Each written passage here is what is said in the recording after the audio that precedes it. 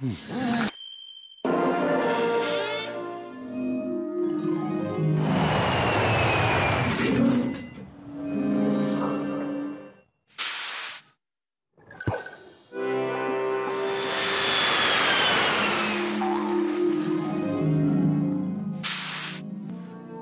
CFE, votre sécurité sociale jusqu'au bout du monde.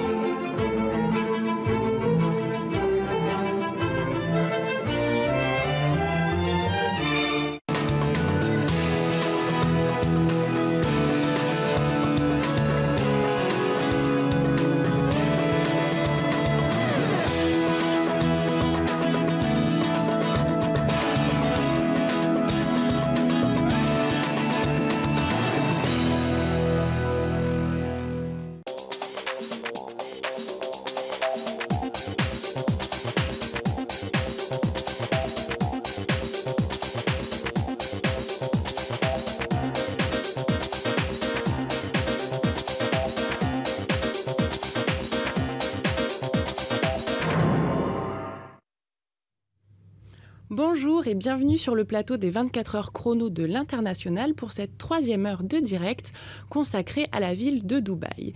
Dubaï est la plus importante ville et le premier port des Émirats arabes unis après la capitale fédérale Abu Dhabi. C'est l'une des villes les plus internationales et les plus modernes au monde. Elle a d'ailleurs été sélectionnée pour accueillir l'exposition universelle de 2020.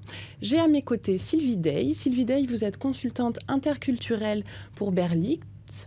Vous accompagnez les expatriés dans leur intégration à Dubaï.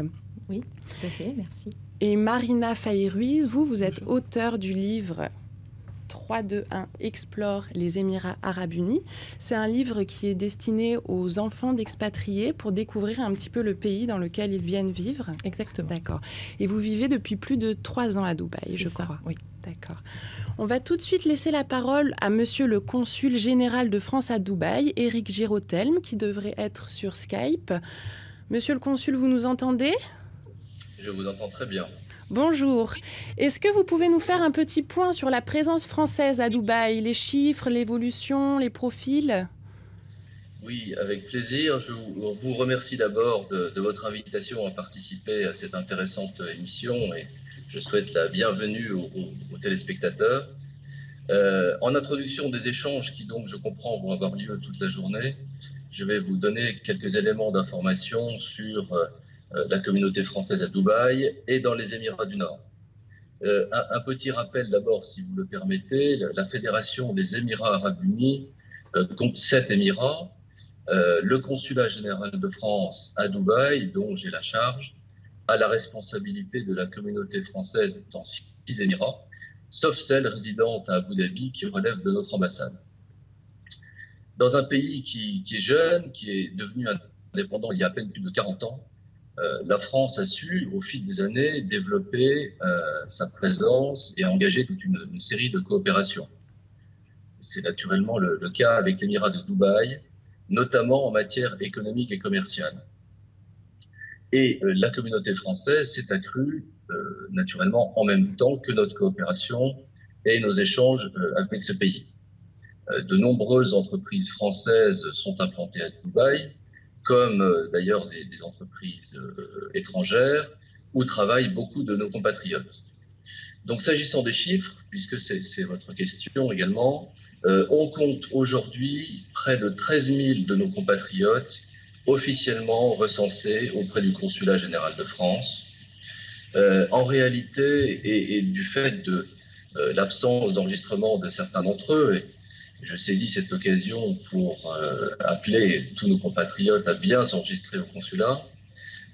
Donc en réalité, ce sont plutôt 15 000 Français qui résident dans les 6 Émirats, dont la très grande majorité, quasiment 90%, à Dubaï.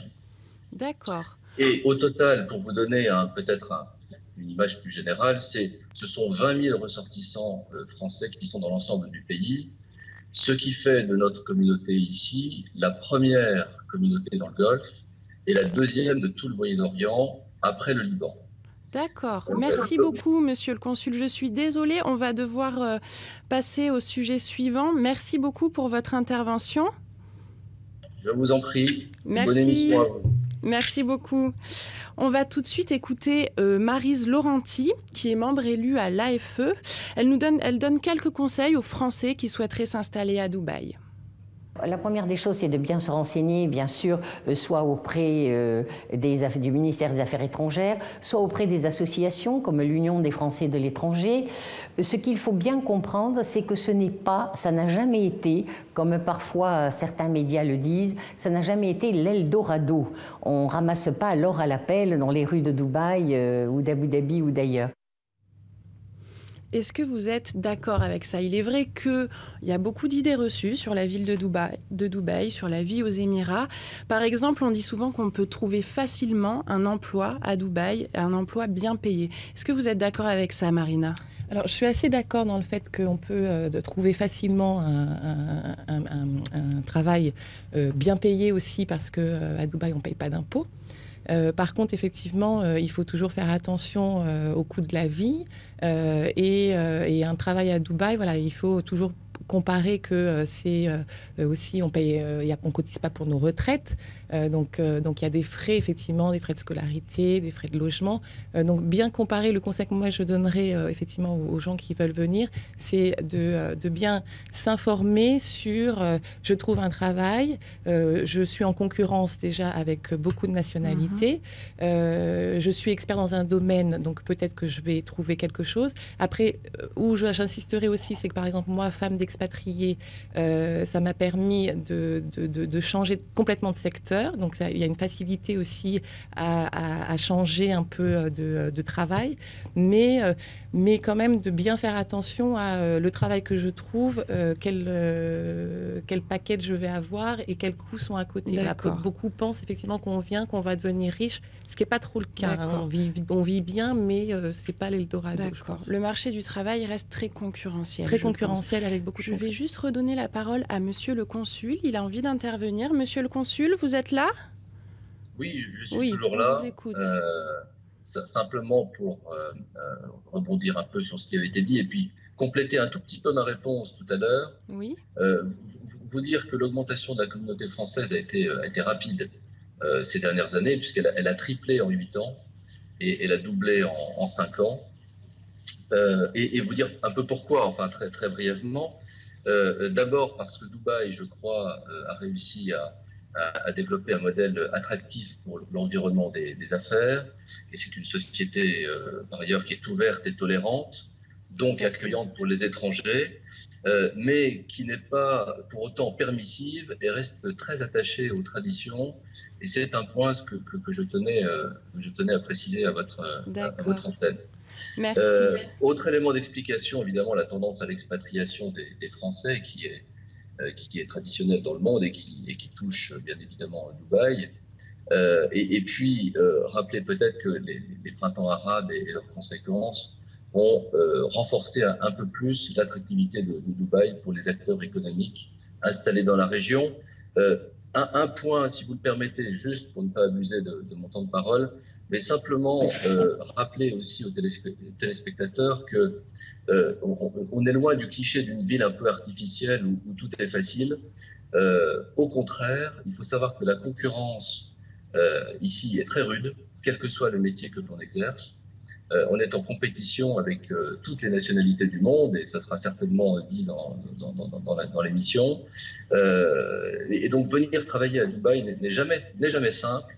Il faut vraiment mûrir son projet, réfléchir, et nous sommes parfois loin, au-delà des opportunités qui existent naturellement dans la ville. Nous sommes parfois, il faut se méfier du miroir aux alouettes, comme on dit parfois, que Dubaï peut être pour certaines personnes.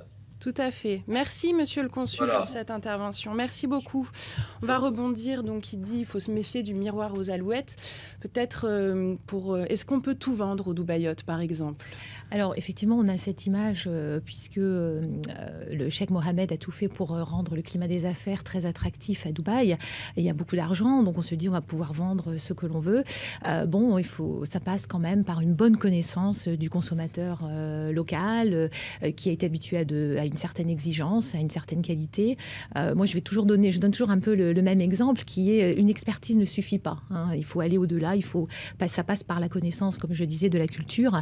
Je reprends toujours cet exemple il y a quelques années, en 2008, où effectivement Abu Dhabi voulait construire sa première centrale nucléaire, et que effectivement la France a une expertise. Hein. Je crois qu'on est reconnu dans le monde entier pour avoir cette expertise, et malheureusement on n'a pas remporté l'appel d'offres, et c'est un consortium américain et coréen qui a remporté l'appel d'offres. Donc je trouve que c'est un très bon exemple qui illustre effectivement, je ne veux pas rappeler des mauvaises nouvelles, mais qui illustre effectivement, ok, on a l'expertise, mais ça ne suffit pas. Il faut aussi être très compétitif, il faut aussi rechercher la qualité et connaître la culture locale et les attentes des consommateurs et des clients.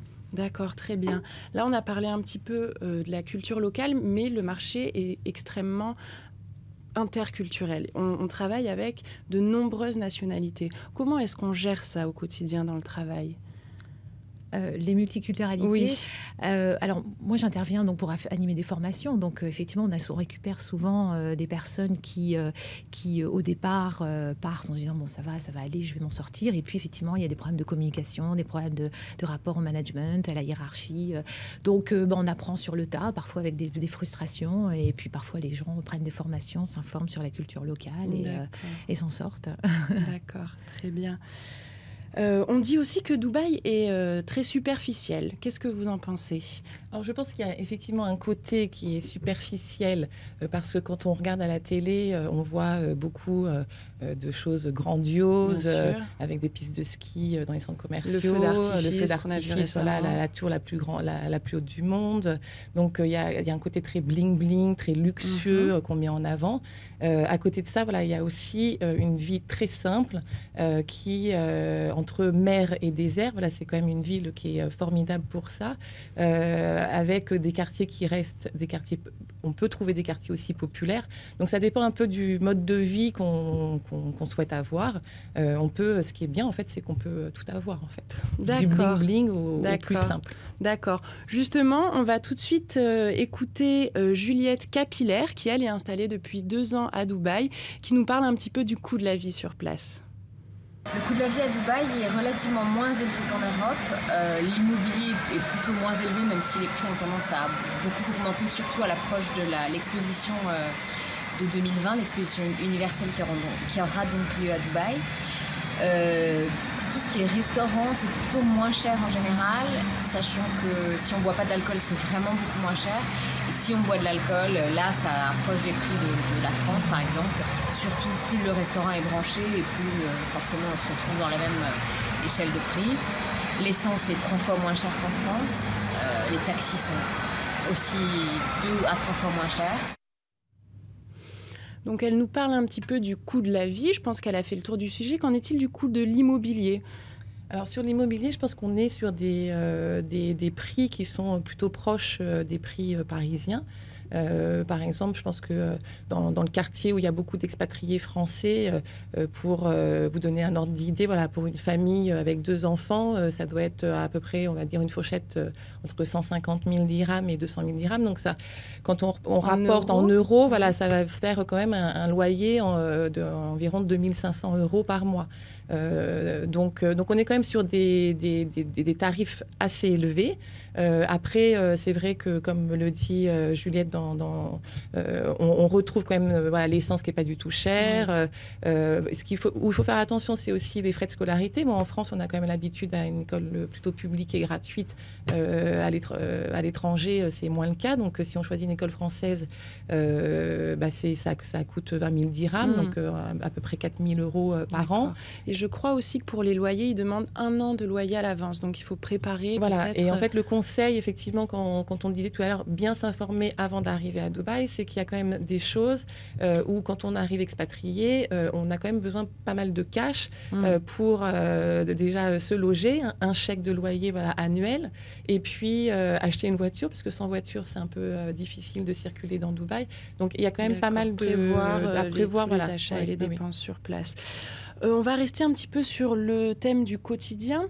Est-ce qu'il y a des règles à savoir, parce que c'est quand même un pays musulman, bien sûr, et donc des règles à savoir et à respecter quand on vit à Dubaï, Sylvie? Tout à fait. Donc, c'est un pays qui est régi par la charia, donc qui ne s'applique pas forcément aux expatriés. Ce n'est pas un pays aussi rigoriste que l'Arabie Saoudite, certes, parce qu'il y a beaucoup de préjugés sur Dubaï.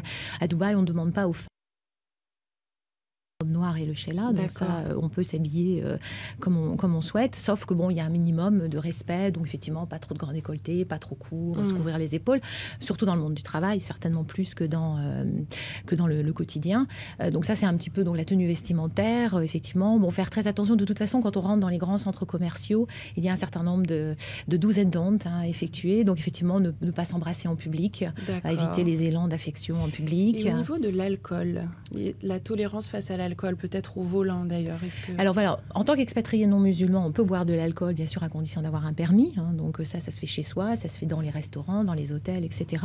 Mais effectivement, il n'y a aucune tolérance de conduire et de boire. C'est-à-dire que si on a un accrochage, il n'y a pas forcément des contrôles, mais si on a un accrochage et qu'on a de l'alcool dans le sang, les sanctions sont dramatiques. Ça peut être... après, ça dépend des situations. Ça peut être l'expulsion, ça peut être la prison. Enfin, ça peut être très grave. Donc c'est des choses, c'est des risques plutôt à éviter. C'est des choses à savoir. Et des choses à savoir en amont, absolument. D'accord. On va justement sur les choses à savoir quand on s'installe à Dubaï. On va écouter Sandrine Bionda qui attire notre attention sur un aspect pratique qu'il est important de savoir quand on est marié et qu'on s'installe à Dubaï. Nous attirons spécialement l'attention des expatriés en partance ou déjà installés à Dubaï, mariés sous le régime de la communauté, car en fonction de la date à laquelle ils se sont mariés, leur régime matrimonial peut être appelé à être modifié en régime séparatiste. Nous les invitons donc à se rapprocher de notaires spécialisés à l'international pour éviter que leur régime matrimonial ne soit modifié à leur insu par l'expatriation. Il est d'ailleurs très important de signer un contrat de mariage. Les régimes matrimoniaux de base étant très différents, en France, c'est la communauté réduite aux acquis, et à Dubaï, c'est la séparation de biens.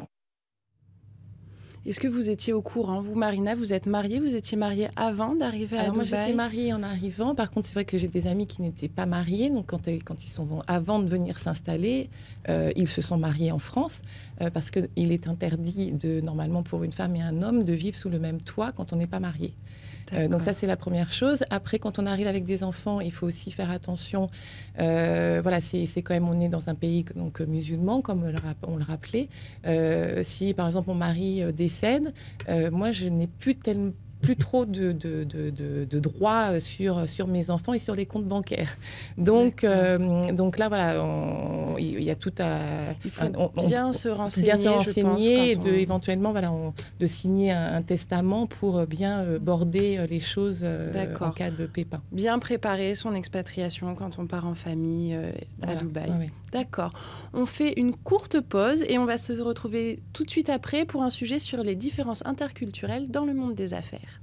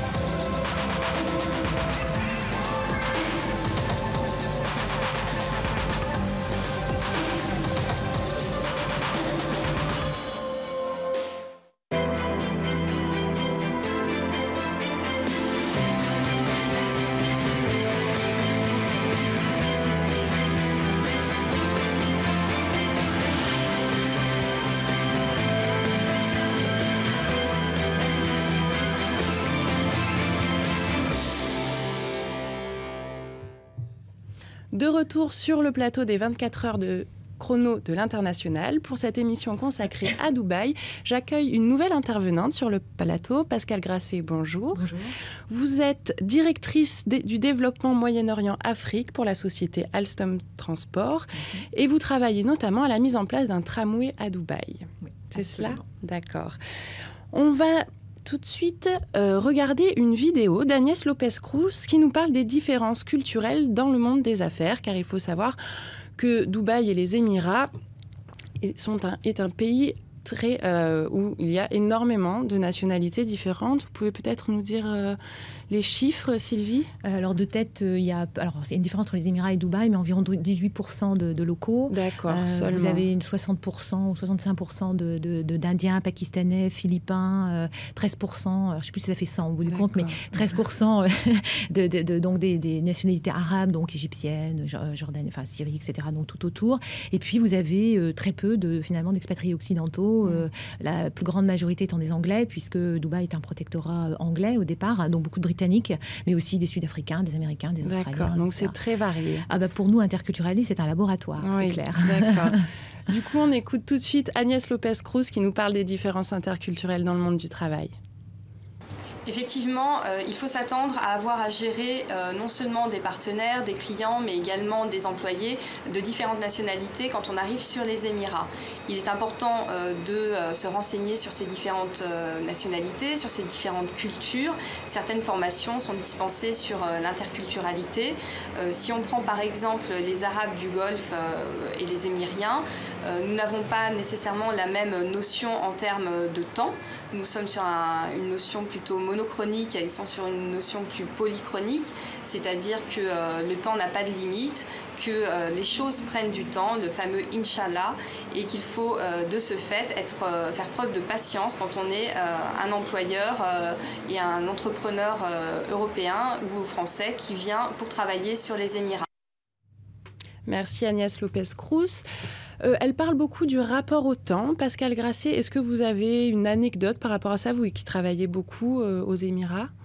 Oui, nous sommes en particulier présents pour la construction du tramway Al Soufou à Dubaï. D'accord. Et c'est une aventure qui s'étale sur plusieurs années. Et donc le temps est un paramètre que nous vivons au quotidien, puisqu'on a ferraillé sur cet appel d'offres pendant 3 ans avant la signature du contrat qui a eu lieu en 2008.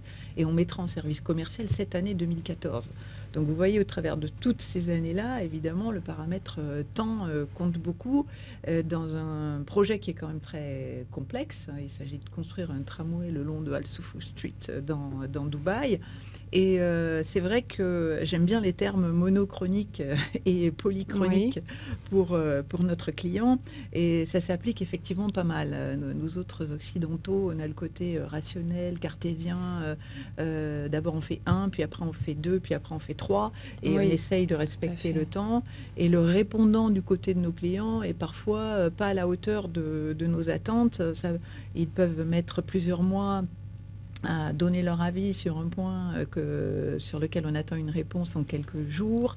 Et puis d'un seul coup, ça tombe. Et alors là, c'est à notre tour d'être super réactif et d'être en mode tout de suite pour répondre à leurs exigences.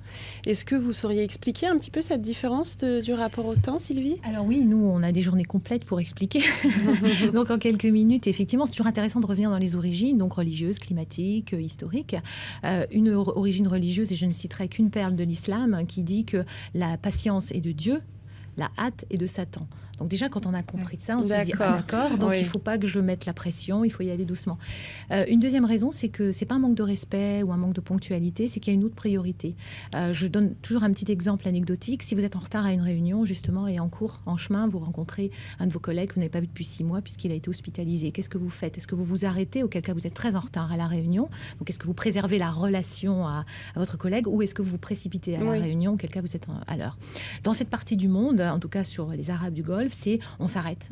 Parce que le lien, la relation à ses collègues, aux clients est très importante. Donc c'est une culture où on va passer beaucoup plus de temps à fumer la chicha, à boire le thé. Comme Laurence d'Arabie disait, les Arabes ne travaillent pas pour des entreprises, mais pour des personnes. Donc c'est le lien qui est important, c'est la relation, d'où effectivement au détriment parfois du temps. D'accord. Peut-être un dernier mot aussi, quand on est une femme et qu'on travaille à Dubaï, est-ce qu'il y a des choses à savoir au niveau de la religion toujours? Oui, enfin, au niveau de la religion, vous avez souligné tout à l'heure qu'on pouvait effectivement rester vêtu à l'occidental et avoir, sans avoir à porter la baya comme dans d'autres pays. Ceci dit, il y a parfois certains comportements qui consistent à ne pas serrer la main à une femme. Ce qui peut arriver à certaines situations maladroites, en particulier lorsqu'on est dans une délégation avec des collègues masculins qui, eux, ont droit à la poignée de main. Et donc, il faut quand même prêter un peu attention à est-ce qu'il va me tendre la main ou pas, parce que ce n'est pas une règle non plus, certains le font. Et donc, éviter de se trouver un peu maladroitement avec la main en l'air. Je pense que c'est important de préciser que c'est une preuve de respect, de pas serrer la main. Alors tout à fait, nous on essaie toujours dans notre métier d'expliquer, d'éviter les préjugés et justement d'expliquer le pourquoi. Et effectivement, beaucoup pensent que c'est par un manque de respect, et en fait c'est au contraire, c'est par protection. Alors il suffit de remonter à l'histoire de l'islam pour voir que Mahomet a passé son temps à protéger la femme et que le Coran a été interprété évidemment différemment au fil des siècles, des gouvernements et selon le niveau d'éducation. Mais au départ, c'est par protection. C'est pour ça qu'à Dubaï, vous aurez effectivement un taxi pour les femmes, conduite par une femme, donc les femmes peuvent conduire. Vous aurez une rame de métro réservée aux femmes, etc. Donc c'est un endroit où finalement on est extrêmement respecté. Moi, je pense que vous partagez de toute façon, oui, au-delà de cette anecdote de ne pas serrer la main ou de devoir mettre une abaya, ça occupe 1 minute sur les journées et les années de relations professionnelles dont je vous ai parlé. Et sur le fond des choses, j'ai jamais ressenti la moindre restriction dans la façon de s'adresser à moi, de me regarder dans les yeux, de m'écouter et d'avoir des relations tout à fait normales. Ça reste très ouvert, mais dans l'ensemble du monde arabe d'ailleurs. D'accord, très bien. Merci beaucoup. Merci Sylvie Dey pour votre intervention. Pascal Grasset, on se retrouve tout à l'heure. Vous laissez la place à un autre intervenant et vous revenez tout à l'heure. On fait une courte pause et on se retrouve juste après pour un focus sur la création d'entreprises sur place.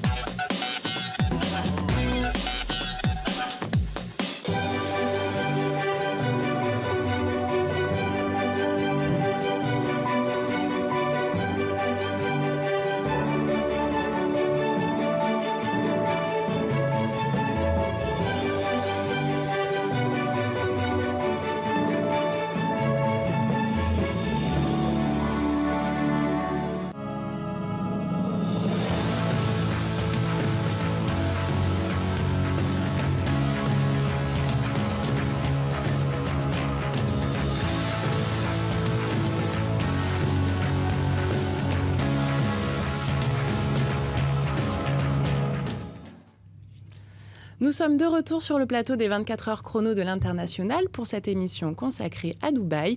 J'accueille 2 nouveaux intervenants sur le plateau.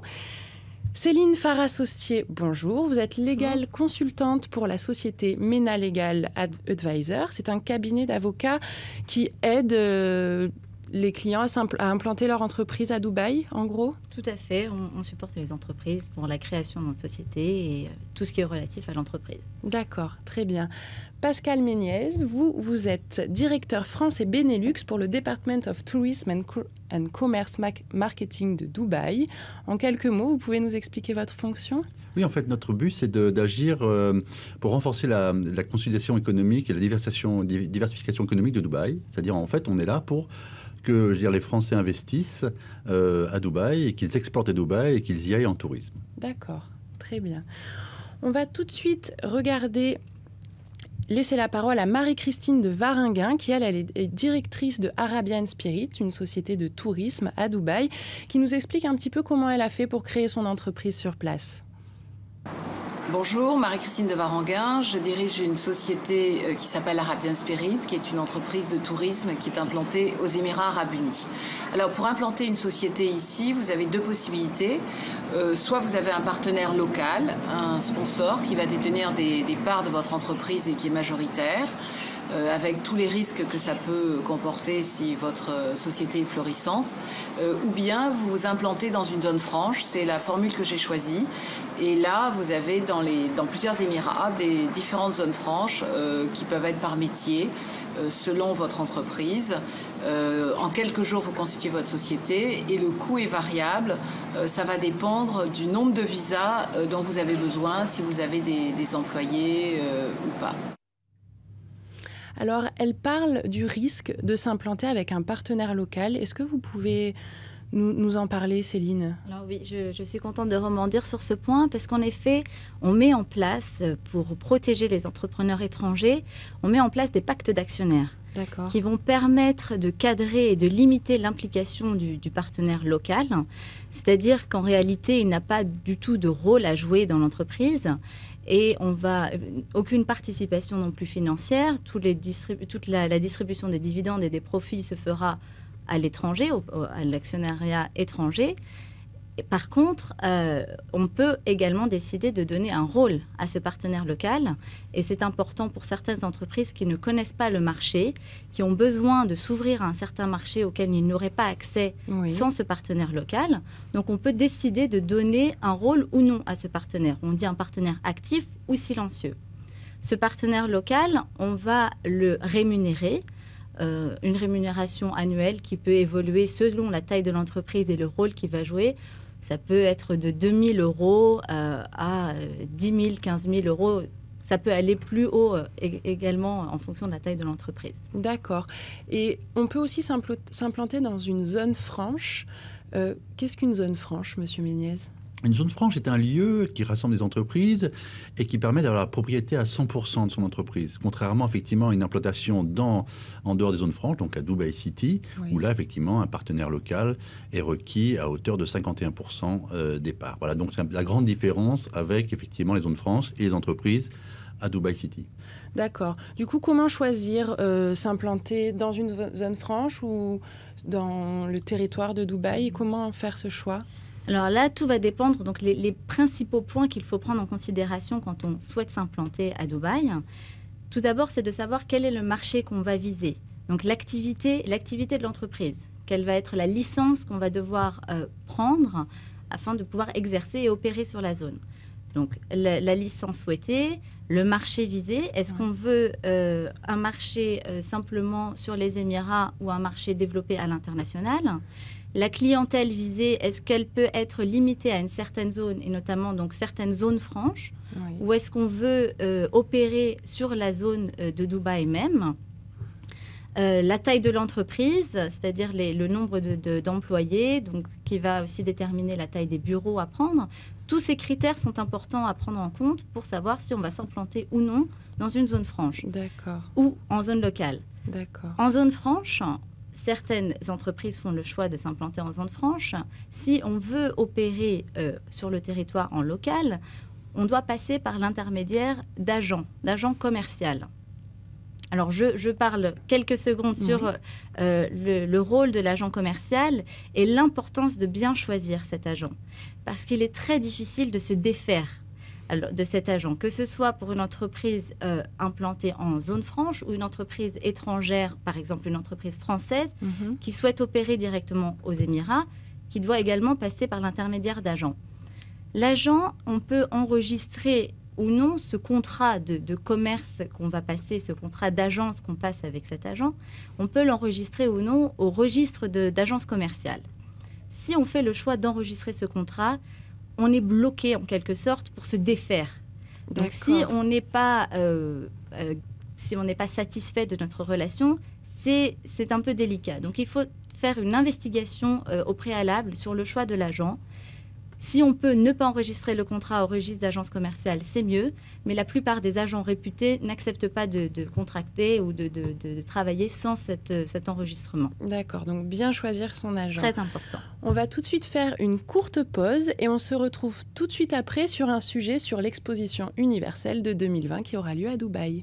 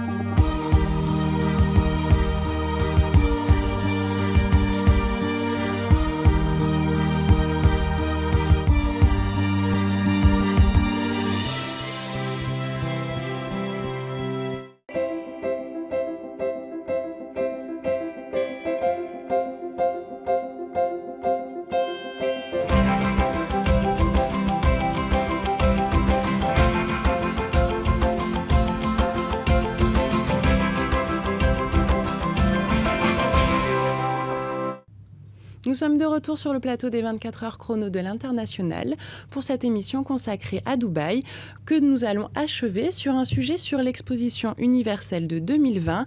Et on écoute tout de suite Agnès Lopez-Cruz qui nous parle des opportunités liées à cette exposition. Alors, effectivement, l'obtention de l'expo Dubai 2020 a été extrêmement bien reçue sur les Émirats. Je ne sais pas si ça s'est vu depuis la France, mais aux Émirats, il y avait une vraie ferveur, une vraie adhésion aussi bien des individus que des entreprises vis-à-vis de ce projet. Donc, au niveau des opportunités, il faut savoir que l'exposition universelle tournera autour de 3 grands thèmes, la mobilité, la durabilité et les opportunités. Il va s'agir de créer une aéropolis qui sera équidistante entre Abu Dhabi et Dubaï pour recevoir ce qu'on estime à 25 millions de visiteurs pendant ces 6 mois, la période d'exposition. Les besoins et les opportunités pour les sociétés françaises seront réels, à savoir dans le domaine des infrastructures, des transports, de l'hôtellerie, de l'hébergement. Il y aura également la création de nouveaux malls, de nouvelles zones commerciales, et puis un vrai défi en termes de gestion des énergies, défi sur la partie électricité, sur la partie traitement des eaux, qui sont des secteurs dans lesquels les Français sont en général performants et innovants. Merci Agnès Lopez-Cruz. J'ai à mes côtés Pascal Grasset, vous êtes de retour sur le plateau, et Monsieur Méniez. Une réaction par rapport à la vidéo, vous êtes d'accord avec ce que dit Madame Lopez-Cruz ? Oui, tout à fait. L'opportunité que représente le fait d'accueillir l'exposition universelle 2020, c'est d'abord une formidable fenêtre que permet cette manifestation pour mieux connaître la destination. Il va y avoir un vecteur de communication extrême et surtout des opportunités manifestes sur les entreprises françaises, sur un certain nombre de secteurs. Moi, je citerai simplement que l'Émirat de Dubaï a l'intention de doubler son parc d'hébergement, c'est-à-dire de construire en clair 300 hôtels supplémentaires d'ici 2020. Ce qui va représenter un certain nombre de chantiers, vous imaginez bien. À l'intérieur d'un hôtel, ce sont des espaces de vie, c'est de la décoration, c'est bien sûr du BTP, c'est de la restauration, ce sont des thématiques liées, ma foi, au spa, l'aspect récréatif, des parcs d'attractions, voilà pour l'aspect touristique.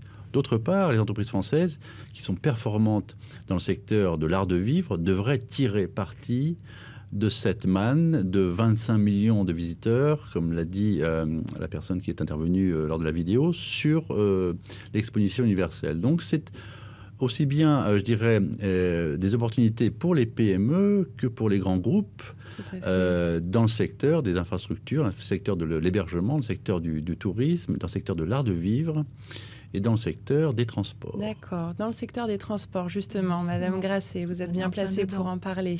Oui, et puis je rebondis sur les thèmes qui ont été retenus pour l'exposition, mobilité, durabilité, qui sont des thèmes dans lesquels nous nous inscrivons tout naturellement, puisqu'en termes de transport public, il n'y a pas plus durable que le rail. Donc, notre projet de tramway Al-Soufou, qui donc va être mis en service cette année, a été décidé indépendamment, évidemment, de cette exposition universelle. Mais les raisons du choix de cette solution-là était très high-tech. Et donc, ça va sans doute se poursuivre dans la perspective de cette exposition de 2020, où on peut espérer que le projet qu'on est en train de construire sera étendu vers l'Est. Il y a un projet que le tramway puisse aller plus loin et desservir encore plus de sites dans la ville de Dubaï. Et puis, au-delà de ce projet de tramway, il y a également un appel d'offres qui devrait bientôt être organisé pour une nouvelle ligne de métro, la ligne violette, sur laquelle, évidemment, Alstom Transport a vocation à se positionner. Bien sûr. Merci beaucoup. Merci Pascal Méniez. Merci Pascal Grasset. On achève cette émission et on se retrouve tout à l'heure pour une émission consacrée à Ankara, en Turquie. Merci.